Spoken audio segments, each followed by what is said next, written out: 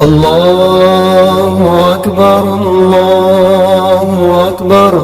ला इलाहा इल्लल्लाह वल्लाहु अकबर अल्लाहु अकबर वलिल्लाहिल हम्द।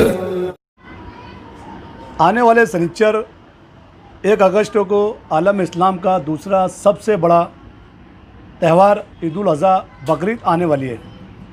कोरोना महामारी में इस अजीम त्यौहार पर हुकूमत महाराष्ट्र ने कुर्बानी से मुतालिक कुछ गाइडलाइंस जारी की है, जिसकी वजह से स्लॉटर हाउस बंद रहेंगे।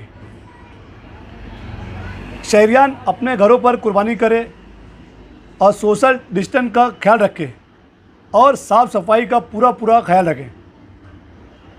मैं अन्नू फिटर मानव समाचार और मानव संस्था की जानिब से आलम इस्लाम खुसूसन एलान शहर को पुरखुलूस मुबारकबाद पेश करता हूँ और दुआ करता हूँ कि अल्लाह ताला इस त्यौहार की बरकत से तमाम बीमारियों का खात्मा अता करे। आमीन सुम्मा आमीन अल्हम्दुलिल्लाह।